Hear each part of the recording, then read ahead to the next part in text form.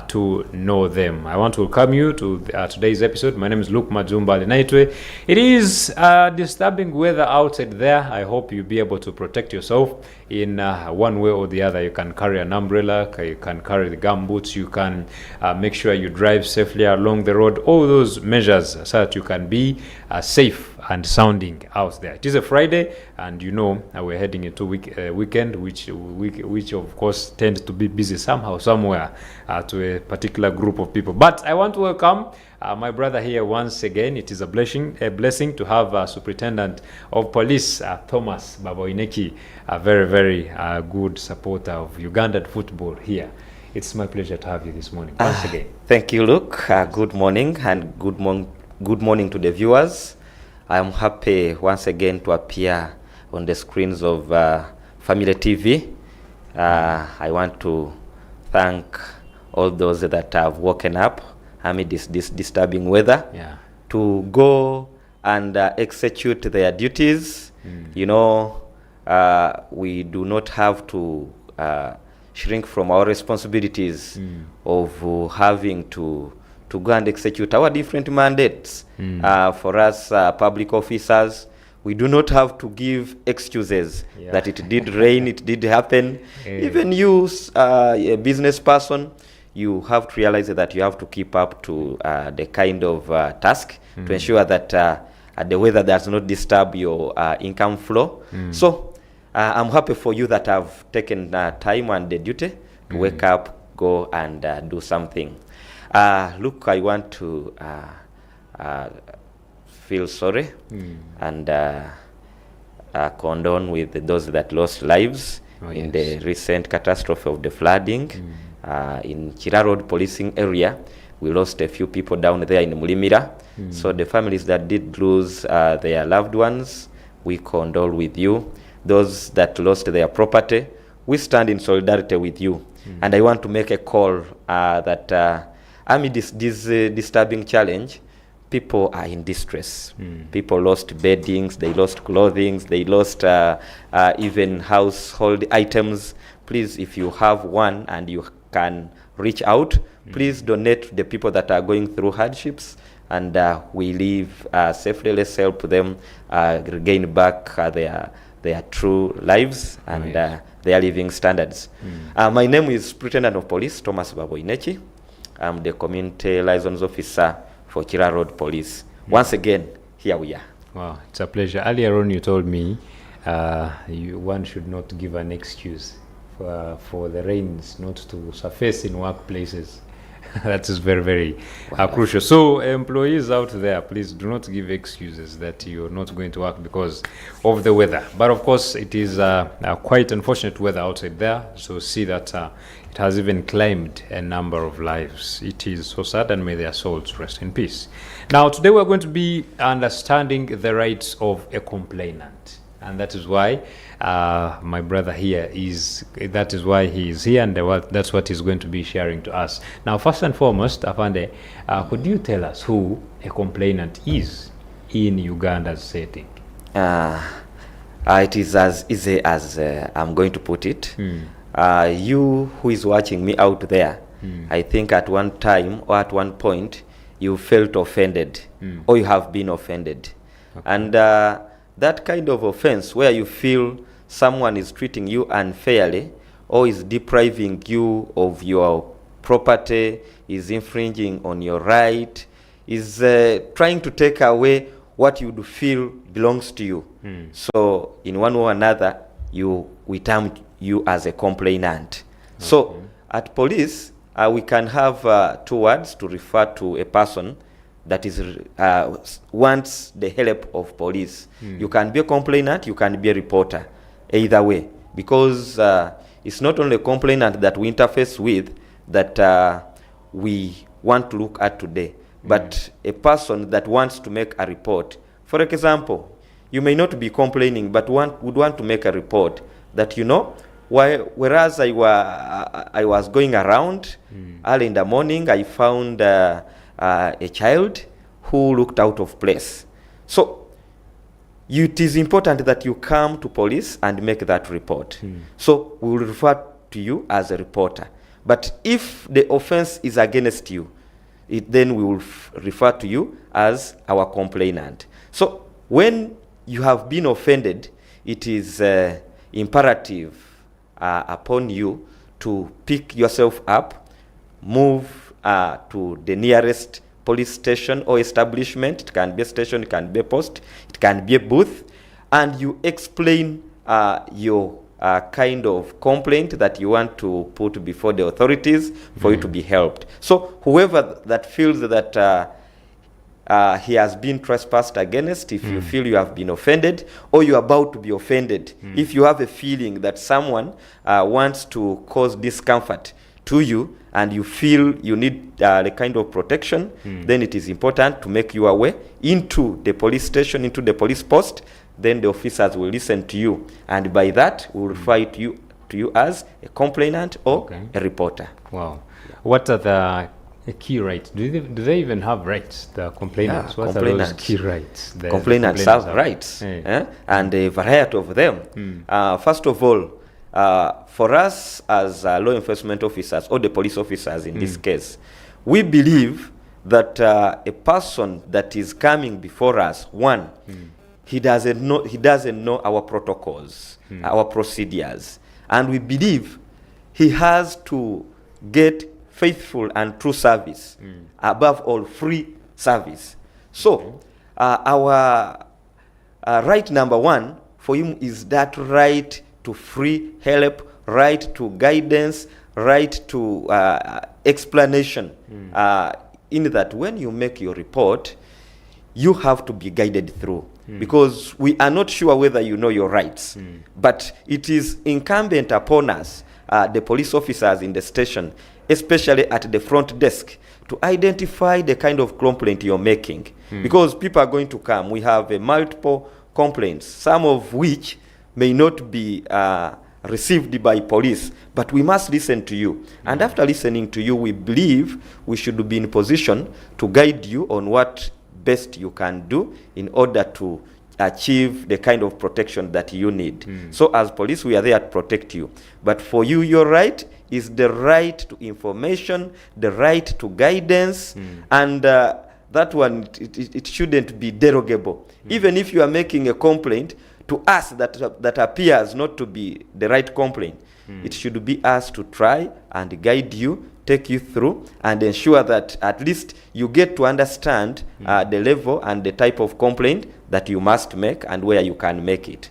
So it is your absolute right to walk into any police station. Feel offended, feel threatened, walk to the station, explain yourself, then we'll see how to guide you and make sure that at least you gain some kind of comfort and living in the society. Wow. Yeah. And what are the steps one should take for them to register a complaint?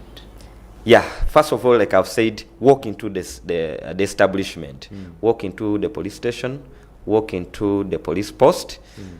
You will be guided. Of course, you may find some kind of barricades, what we call the quarter guard, for purpose of security, because we need to screen the people that we receive. So when you approach a police station and you are asked of any questions, please be willing to cooperate, be willing to collaborate, then give the information as it is. Then you will be in position to demand the service. So as you reach or as you approach a police establishment, make sure that you ask to get in touch with the front desk.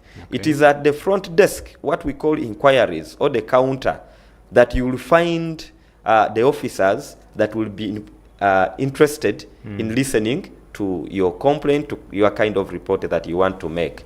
So it is as simple as walking there. You don't need to feel like you will not be helped. First of all, disassociate yourself with the notion that even if I go to police, I will not be helped. First of all, put that aside.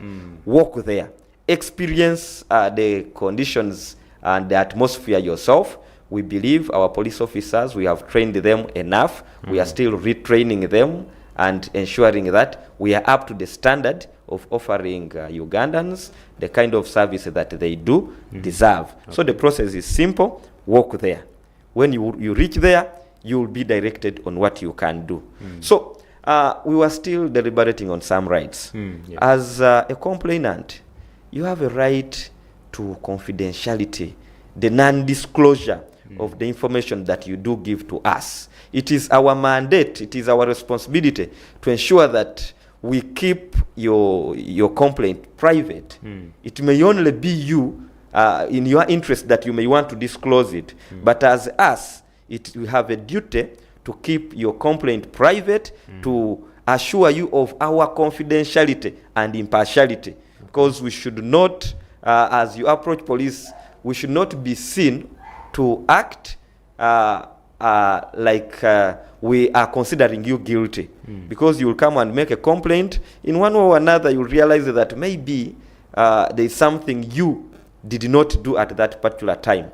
But it is not our obligation to incriminate you for that, but rather to help you overcome even the obstacles. Because we believe most of the people do not have information, especially people of a low class. You find that they have been offended, but even the people that are offending them, they will even tell them that, you know what, even if you go to police, nothing will be done. And someone will just, try to give up on the matter. But I'm encouraging you, please don't give up. You have a complaint, go complain. We have a duty to ensure that your information, your complaint, is kept as a secret. And above all, we have a duty, or for you, you have a right to be protected. Because we know sometimes as you make a complaint, once the people you're complaining against gets to know, they may threaten your life. Your life will be in danger. So it is our duty to ensure that we protect you. You as our complainant, you as our witness. We must be in position to ensure that you are kept free from any threat, which may be physical, which may be psychological, it may be emotional. So we must protect you at all cost. But as we protect you, we need to collaborate. We may not protect you well when we do not know the danger that you are facing. So every time you feel you are threatened, it is better to get in touch with the officers, with the police where you reported your case, such that at least we can see a way of protecting you from the danger that is befacing you. So as police, we have a duty to clarify. Because, at most of the time, someone makes a complaint. They have a duty to follow up.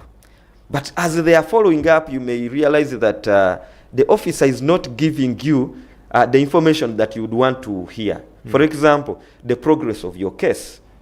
Or that is one, the progress of your case. That may be, as you reported, the file has been allocated. Which person or which officer has been allocated that file? Whether the position of the file, has it gone to the office of the DPP for perusal and guidance? Is it sanctioned? Is it ready for court? Did the evidence fail to sum up and constitute a complaint that can be prosecuted? So we have a duty to clarify each and everything, and you have a right to receive that clarification. In fact, this is why I want to urge whoever is watching me and someone that will watch me later, that as you complain, seek to find out the position of your case, such that you can be in position to know what is lacking, what is needed, and how best you can further your complaint to make it a valid complaint and to bring the person that is offending you to book.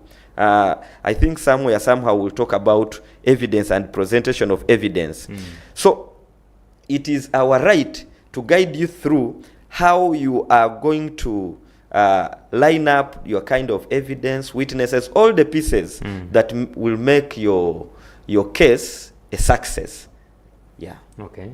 Wow. And now what challenges do they face? Do these complainants face, according to maybe the cases you've seen, or what usually is reported? What challenges do these complainants face? I don't know whether you are asking me in the context of from the time when someone is offended to a time when he's reporting, and when he's even at police.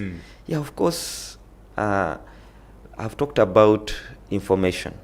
You realize that there is a discrepancy in the level of information. Someone doesn't know that even police will help him. Okay. Someone doesn't know that the case that or the kind of offense against him is a police case, and indeed it can be investigated.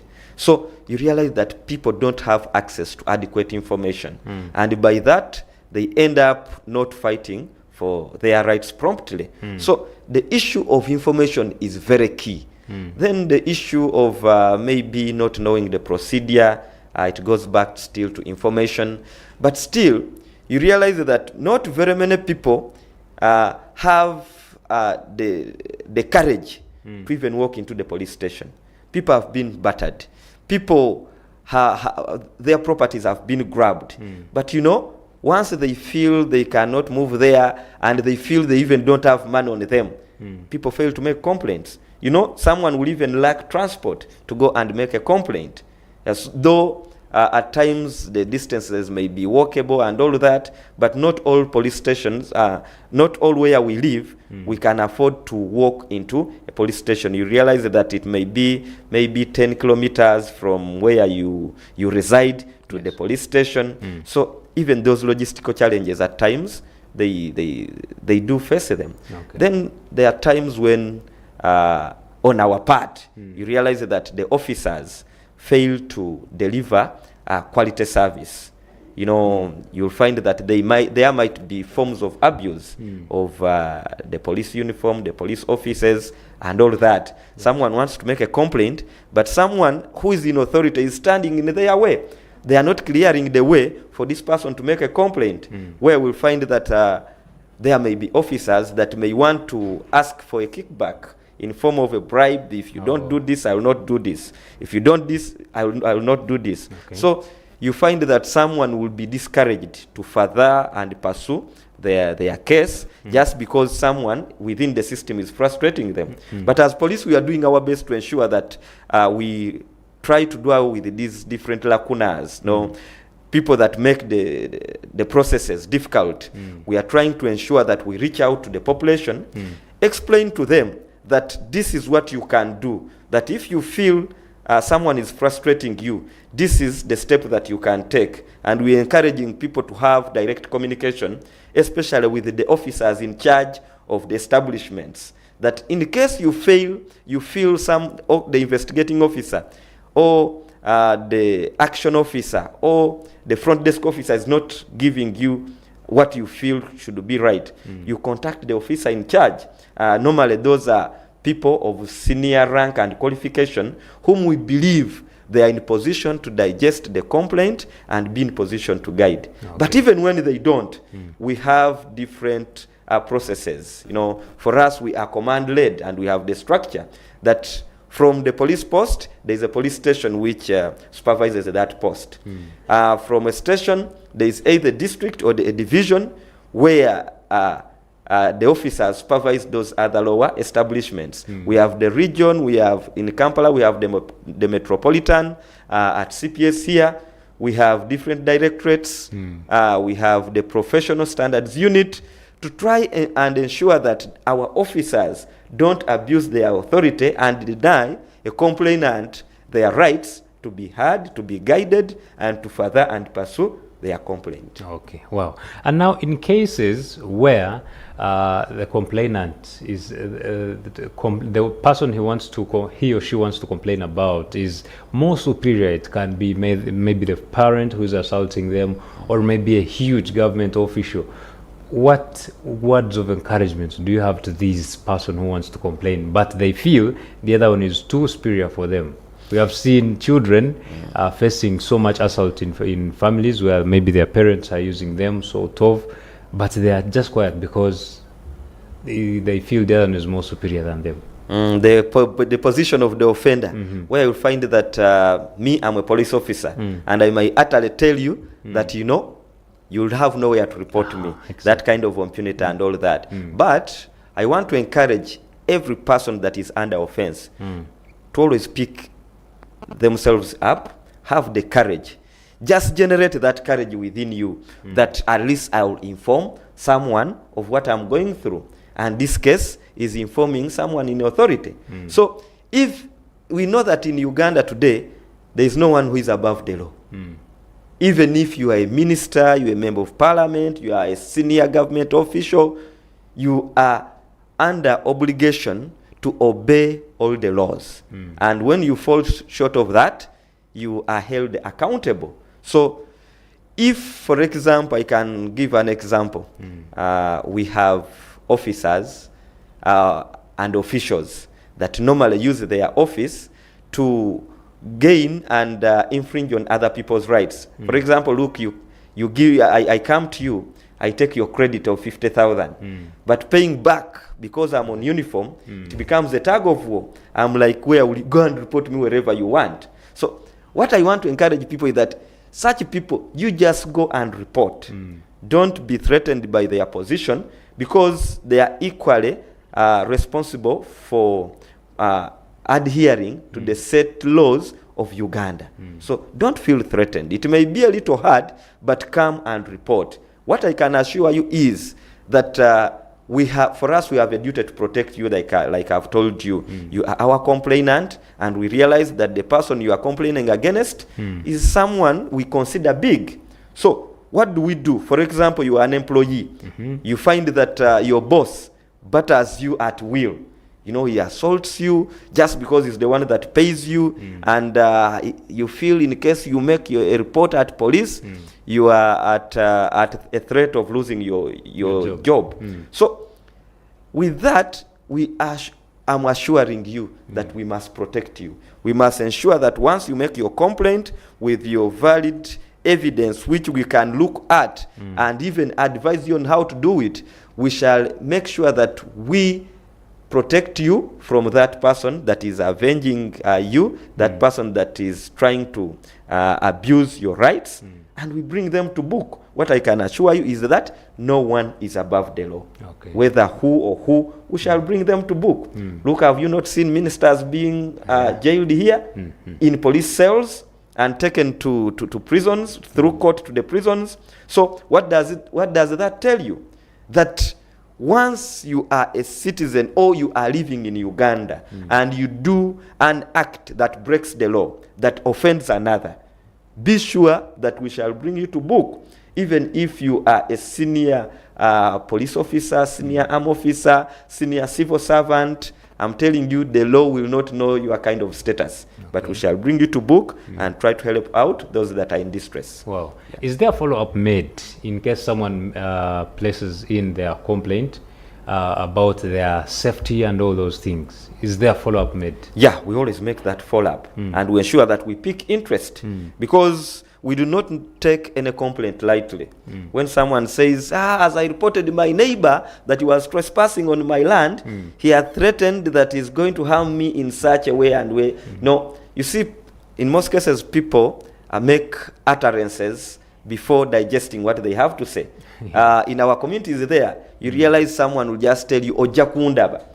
That statement itself is not a light statement, that you will see me simply because you have been reported at police or at the LC.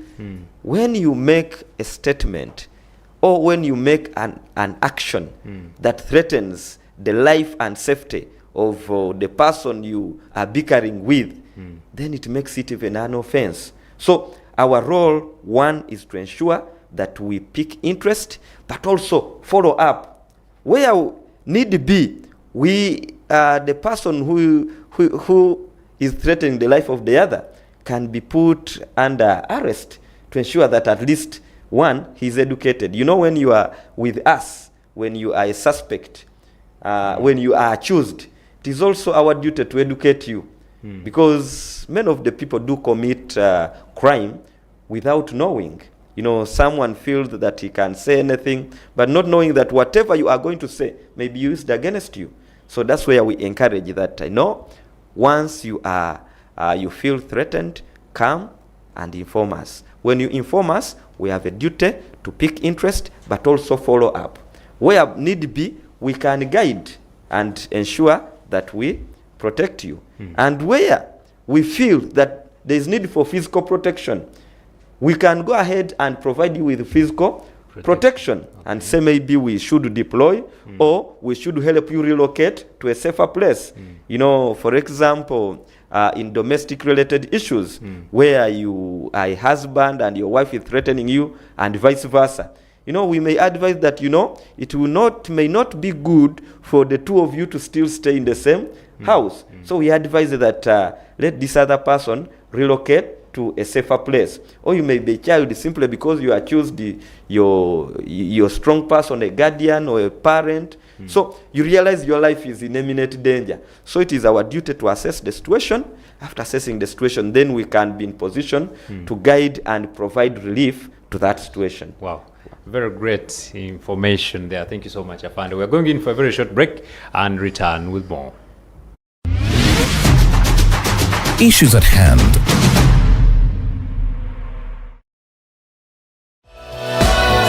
This is Church of Uganda Family TV. Enriching lives. Regulated by the Uganda Communications Commission.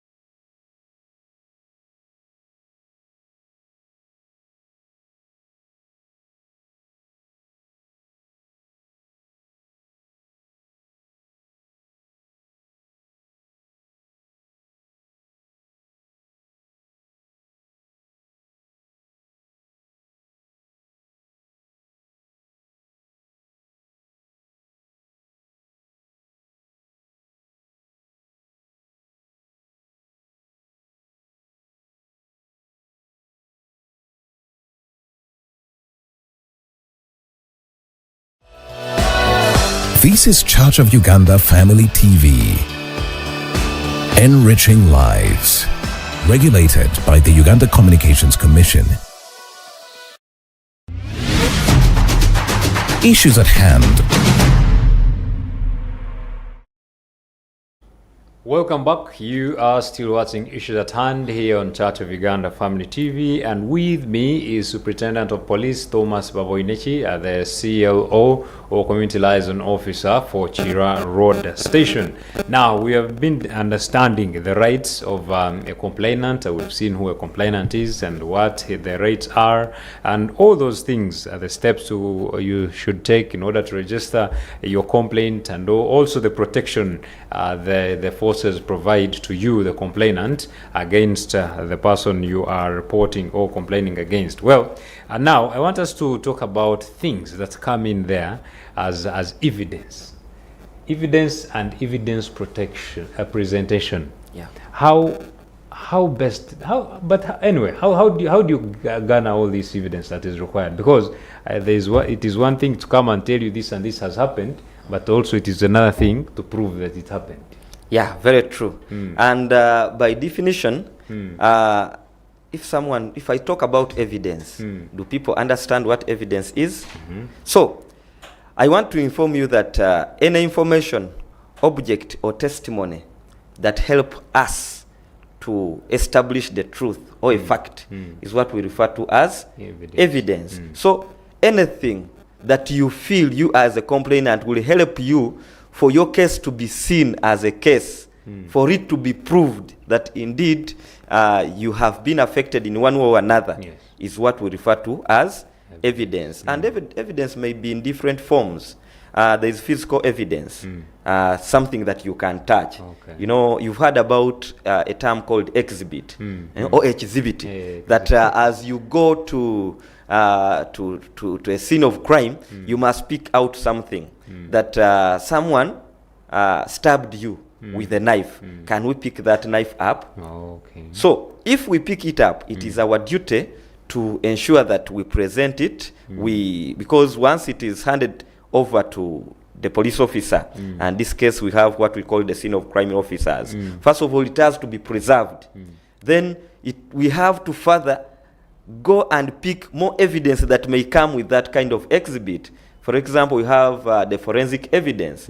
Yeah, look, you may bring for me a knife that has blood stains, but I have to prove that indeed this blood belongs to so and so. That's when we go into a scientific kind of proof. DNA is taken, those samples are taken and analyzed to ensure that the person that we want to refer to really is connected to the kind of crime that he's being accused of.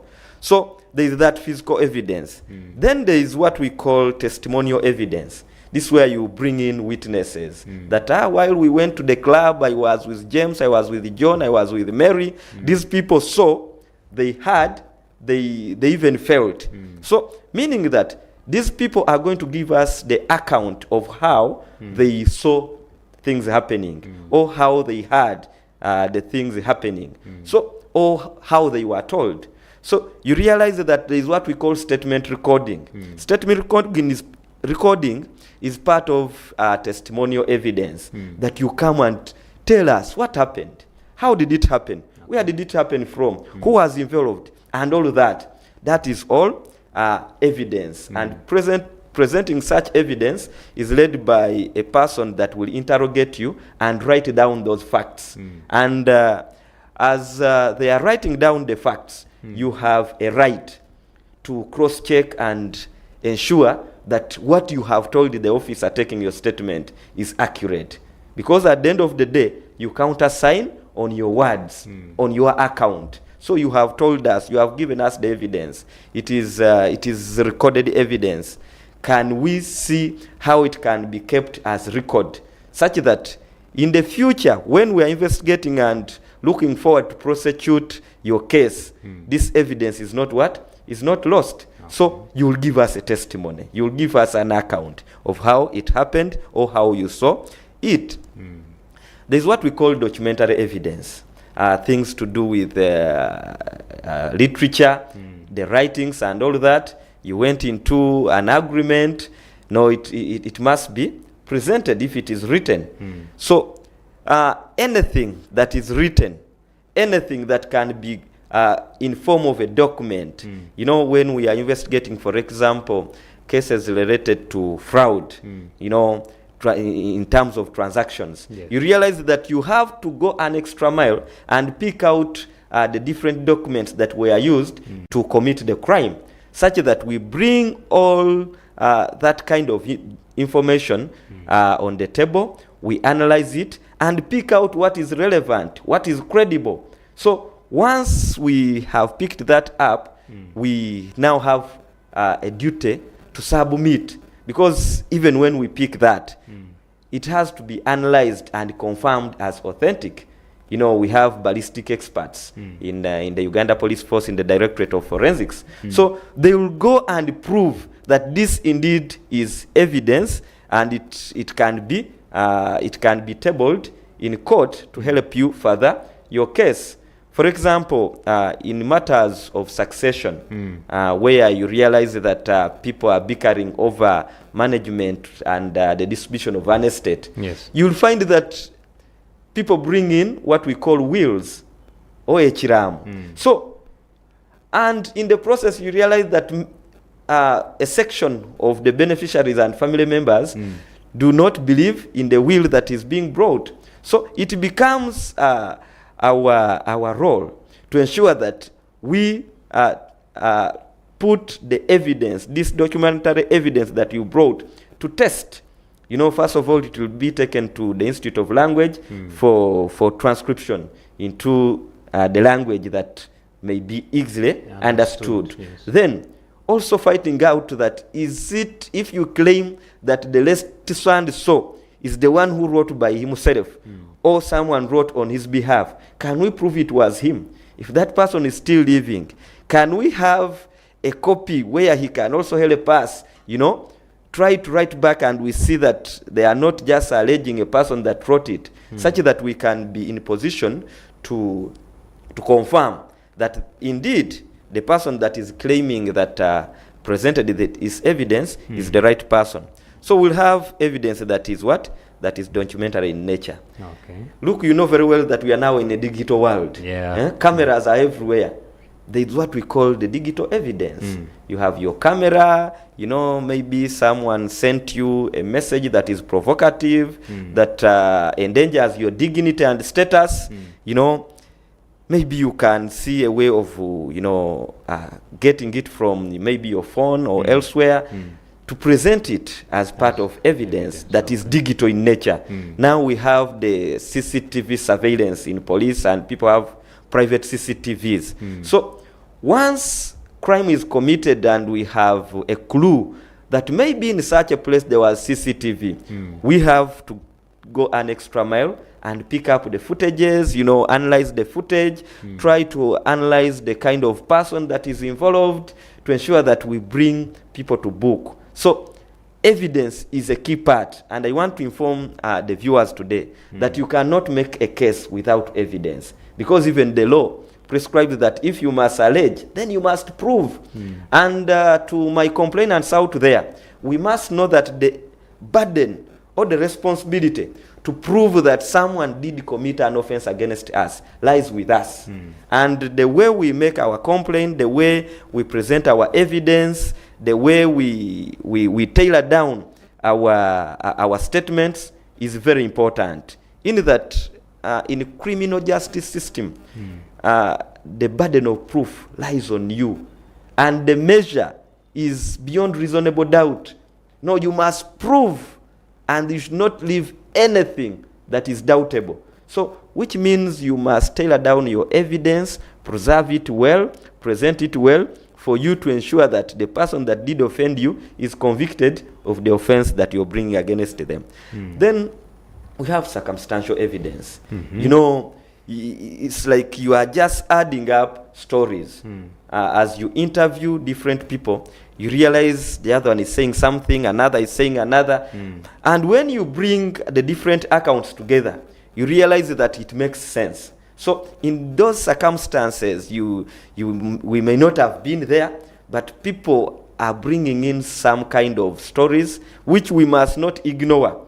Yes, in most cases, you'll find that circumstantial evidences may not be tenable in court, but it is important to have it, because it helps to tailor down the kind of complaint and to ensure that the investigating officer and the director of public prosecution or the prosecutor gets to understand how the offense was committed, circumstances that led to that, such that we can have a better way of helping you to file your evidence, and at the end of the day, have your case well presented to ensure that you are not prejudiced. Okay. So let's take into account and try to, as you plan to report a case, ensure that you have the evidence. Do you have the witnesses?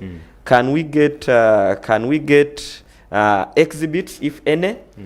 Can we pick out some objects that can be subjected to forensic examination? Can we also have a kind of a system that will help us to keep in touch and reach out to the people that may not have been mentioned as you're giving your testimony? So it is important that we preserve our evidence and present it so well to ensure that the evidence you're providing is reliable. Because first of all, in courts of law, it will be subjected to cross-examination. So, in case you provide an evidence that you cannot defend at a later time, you realize that it is going to fail the test of cross-examination while you are in court. And in most cases, it is important to pick the evidence when it is still fresh. That's why we encourage that if they have committed an offense against you, quickly run to police within no time, such that our officers can be in a position to come and pick fresh evidence before the scene is tampered with. Can we see that we preserve the scene, collect the evidence that we need when it is still fresh, to help us pass the test of cross-examination when it is before adjudication. Okay. Yeah. Wow. Now, can we talk about the lack of enough evidence? What impact does it have to a case? Definitely, if a case has no enough or relevant or credible evidence, it is bound to fail. Yeah, because you realize that, for example, I want to give you an example. You are involved in fighting with someone, or someone beats you up. But as he has beaten you right now, you think of reporting your case 10 days later. So at that particular point, even if we would have referred you to a government surgeon or medical officer to examine the extent of injury or harm occasioned to you, we may lose it out, because after time you have gone for treatment, you have gone for this and that. So at the time you are making the complaint, we cannot pick evidence from you. Or for example, in sexual and gender-based cases, you realize you have been sexually assaulted. But as you've been assaulted, you quickly run to the bathroom, you've gone for treatment, and 10 days later you are remembering that you can make a case at police and allege that someone did rape you, did sexual assault you. So at the end of the day, even if it is valid, the amount of time you take to report affects the kind of evidence that you are going to give. So it is important that we get evidence that is relevant, evidence that is reliable, evidence that is authentic. Because we have also encountered circumstances where people now forge evidence. Now, because look, me and you, we are involved in a kind of conflict. We are fighting over a piece of land. So you'll go and maybe, uproot your own boundary marks, come and allege that Thomas did so. Yes, that's why we go ahead and try to put your evidence to test. Is it true that the person you are alleging that he committed this offense, could we be the one? That's where I talked about circumstantial evidence, where we are saying that, but this person has been murdered. But this murder, if we are to look into the history, he has been having a conflict with one of the family members. They have been to court. The other time they even fought. There was even this allegation. Those circumstances that come to build that kind of case. But what I'm advising is that we need to report and present the evidence when it is still fresh, to avoid the dismissal of our complaints or cases for want of evidence. Because once the evidence is not adding up, you are not going, the blame might be apportioned. The blame might be you. The blame might be the officer that is handling the case. The blame might be in the storage of the evidence and all that, because you realize that at times the evidence might lose value. Because it has been tampered with and all that. The kind of storage and the line in which we preserve this evidence might cause it to lose what? To lose value. So, but we are only encouraging that you as a complainant do your part. We as the police officers, we ought to do our part and ensure that once we get the evidence, it is adequately and well preserved, for such that when it is before court, when it is before trial, it can stand the test of that trial, and the person that was offended can get justice. Yeah. But then there is also this issue of tampering with evidence. If whose duty is it to get the evidence? Is it me who brings to you, or it is the police that comes and picks the evidence they want? Yeah, it is a duty of all of us, because even the police will not get the evidence without your proper direction. Okay. Yeah. So, like I've told you, a crime is committed against you. You, first of all, have to ensure that you report in time. Let me give you an example of if you're operating a business, you're operating a shop, and all of a sudden, in the midnight or the wee hours of the night, it's been broken into. For you, you only come and realize in the morning that, you know what, my shop was broken into. It is first of all on your part to ensure that you report in time, such that we can give you the necessary assistance on how we can better preserve that scene of crime. Because it is at that scene of crime that we can pick up evidence.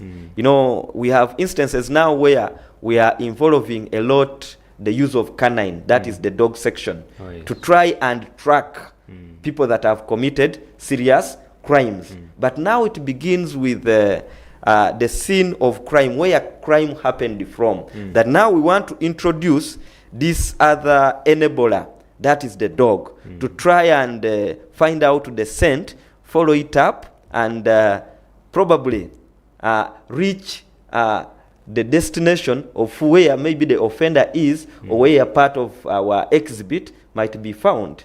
And I want to tell you that in most cases we've succeeded where such cases have been reported on time. So once the case is reported in time, and us as police, we do what is in our means to respond adequately and promptly in time, it helps to save a situation where some evidence might be tampered with. So tampering with evidence can be done by you because of maybe ignorance, or maybe because you are in panic. So you realize that instead of going to report a case, instead you move around, you are informing everyone, people come and, you know, everyone is touching, is entering. At the time we are coming to pick up evidence, our exhibit or our evidence has been contaminated. Exactly. Be sure that will be tampered with, and it may not stand the test of the time.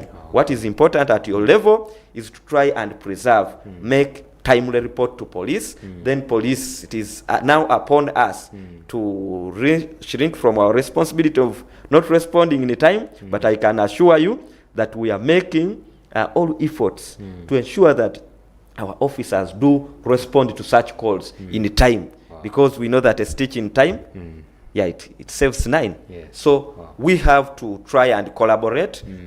This is a collaborative effort. You, the complainant, us in authority, to try and see that we bring all law offenders to book. Wow. This is really, really helping so much. How I wish we had enough time. It is just a minute that we are left with. Afande, your last remarks. First of all, I want to thank you for moderating this show. Yes. And I believe our viewers out there have had a benefit of picking out a few points that can help them while they are under attack or while they are offended. I want to thank the management of Family TV, the Church of Uganda. I want to thank you so much for allowing us this opportunity to come and speak to the public, educate them, interact with them. Then we share all the information that we need to ensure that we try to see that we fight crime as a unit. To the people out there, like we've said, it is rainy season. We are advising people to take care of themselves. People that are living in swampy areas, it may not be good. The National Meteorological Authority has warned us that it might be worse. So how do we prepare ourselves for the worst? Or how do we evade a situation that they are telling us might get worse? So wherever we are living, let's try to clear our drainages, the channels. People that are littering garbage in the channels, please, you are doing us a disservice. Let's just have it within ourselves that it is our duty to protect the environment. But at this time, the motorists, you know, it is also a period where the roads are slippery. They are slippery, the roads are not seen, I've seen people trying to forcefully drive through water. No, and you say, what is this person up to? There are things that you must not force. Please don't risk your life through these periods. And we have also the threat of thunder and lightning. You never know. We are told that when it is raining, it is important to keep our gadgets off, especially these electronics, because they can be good conductors. So let's try to follow all advice that is being given to us through this period to ensure that we keep our lives safe. I want to thank you so much and wish all the viewers a happy weekend, good life, and everything. Thank you so much. Wow, thank you so much. Superintendent of Police Thomas Baboineki, and he is the community liaison officer for Chira Road Station.